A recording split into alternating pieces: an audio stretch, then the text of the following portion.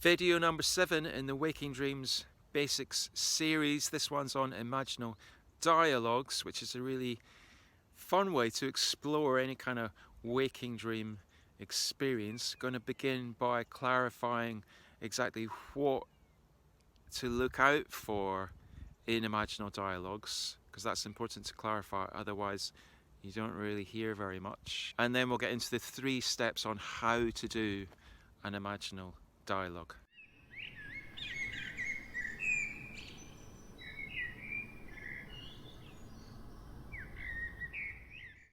So it's important with imaginal dialogues to get clear on 2 key principles so that we know what we're after, so that we know what we're tuning into. The first of which is that imagined sounds are heard with the ear of imagination. They are auditory images. So we're not listening out for physical sounds which are heard with the physical ear. We're tuning into auditory images, which might seem an obvious point, but it's worth making, because a lot of people in imaginal dialogues are actually listening out to hear normal conversation, and therefore they miss out on tuning into what is also a familiar level of communication. Auditory sounds are happening all the time. So the subvocal speech in the background of your mind, where you're kind of talking to yourself, or you're hearing criticism, or you're sort of supplicating, and God, please God, don't let me mess up again, or come on, give me a break. And also in like reading a novel, for example, when you read the speech parts, you hear the voices of the characters in your imagination. So that's what we're tuning into, that's what we're listening out for in imaginal dialogues, auditory images. The second important principle of waking dream dialogues is to personify whoever it is you'd like to communicate with in the waking dream. Because hey, objects don't talk. Only living beings, persons, have the power of communication.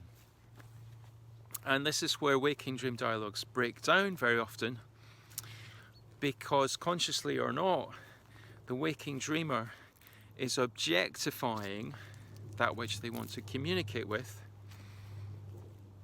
thinking of them, assuming them to be a psychological object or a subpart of the mind, perhaps.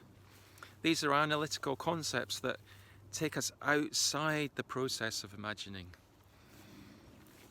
and turn the images into ideas.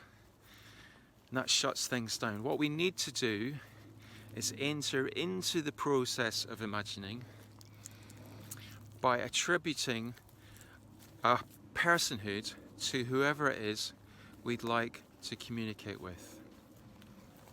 And they'll like that, and they'll be much more likely to open up to us. And you can test this out in reverse. If you objectify your family and friends, they probably won't like it, and they'll probably not talk to you. And that's why psychotherapy, relational psychotherapy anyway, is based upon the therapist showing a sensitivity and care and respect towards the client. And it's on the basis of that that the client comes to trust that relationship and opens up and talks about things. And it's the same in a waking dream. So we need to show a sensitivity and respect and care to whoever it is we want to speak with by personifying them as a living being. How to do a waking dream in 3 steps. Step number 1, novelty. The person that you will want to communicate with will be the novel image that stands out for you within the waking dream. Some kind of standout or figural image will have attracted your attention, as we've mentioned in previous videos in this series. What we do to explore that novel image through dialogue is tune into the ongoing level of communication that is existing between us and the novel image already. The fact that it's attracted your attention is a communication. And by spending time noticing the facial expression or the colours and the shapes or whatever it is of the novel image, and being with the feeling and thinking responses that we have towards it, we will tune into that level of imaginal dialogue, auditory images that we mentioned, and get clear to some extent on what it is speaking to us. So that's the first step. Step number 2 is the possibility step, in which we consider how we'd like to respond to whatever has been communicated to us by the novel image in step 1. So if we've heard the novel image express an interest in us, then we might want to say, "Oh, thanks. I'm interested in you too. I'm Allan. What's your name?" So we decide what we'd like to say back. That's step number 2. Simple. And then step number 3 is the activity step, where we simply express the possibility from step 2. So we say this out loud. I think it's important to say it out loud because this anchors us in the waking dream. It maintains the hypnagogic state, which we've mentioned in previous videos. It stops us drifting into a daydream.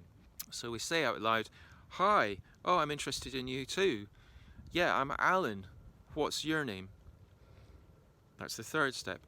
And then what happens is we just go back to step 1, novelty, which we do by noticing the effects of what we've said on the novel image. What changes take place in the novel image, and we tune into, again, what they communicate back to us.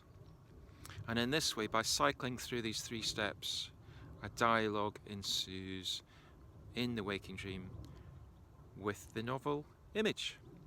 So there you are. Imaginal dialogues in waking dreams. Thanks for watching. Bye bye.